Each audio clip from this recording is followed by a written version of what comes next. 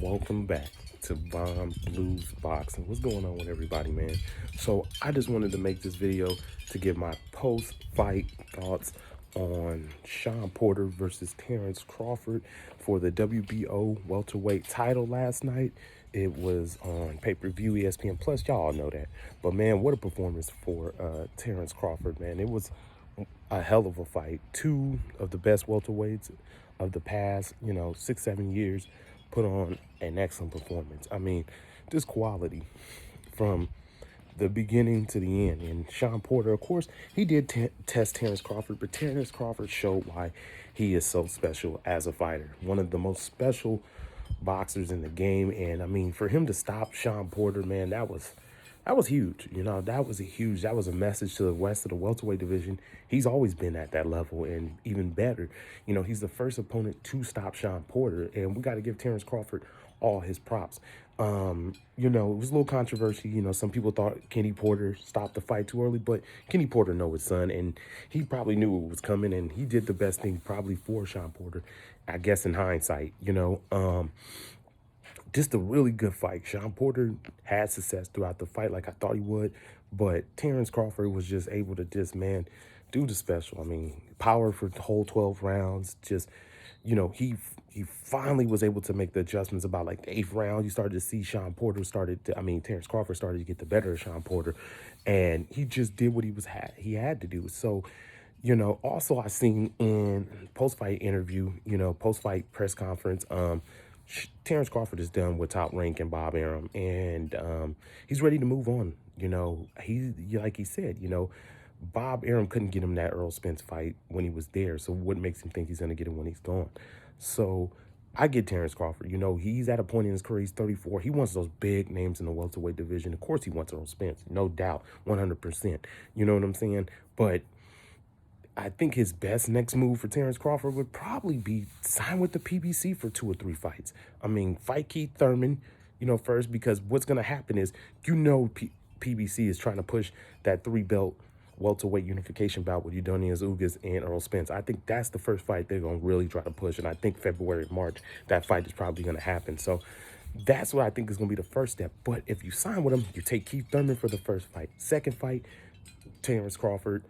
All the belts is on the line, rematch clause in the fight for both fighters, so they have that security to even make them want to sign the contract even more. If they lose the first fight, they know they got that second fight regardless, because they can activate that rematch reclause.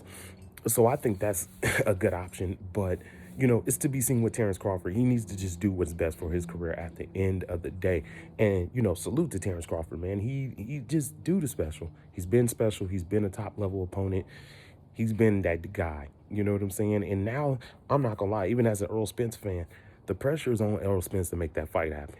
Especially after the win Terrence Crawford had last night. The pressure is on Earl to make that fight happen. Okay, Earl, you want to try to go get that 3rd belt? I get it. But after that, dog, it's got to be Terrence Crawford. It can't be nobody else. You know what I'm saying? You got to make that fight happen. It's almost 4 years in the making.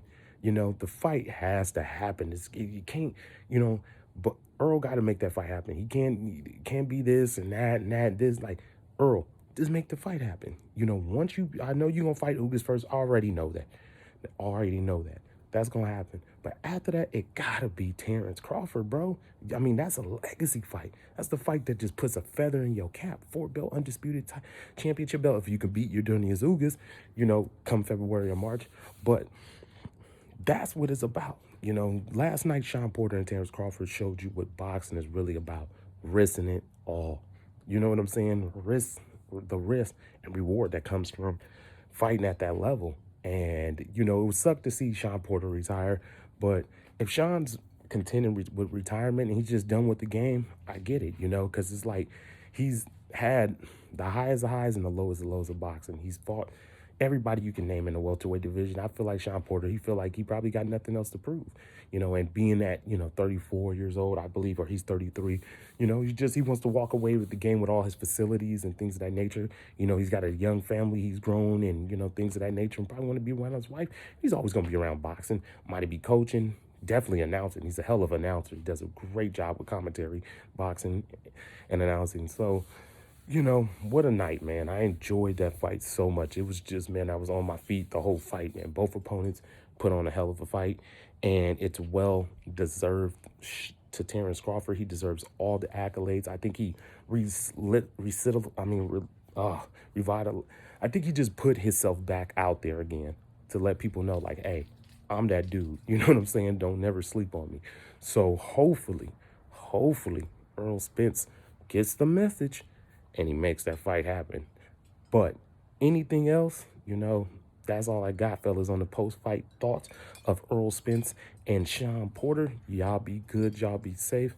Von Blues Boxing. I'm out.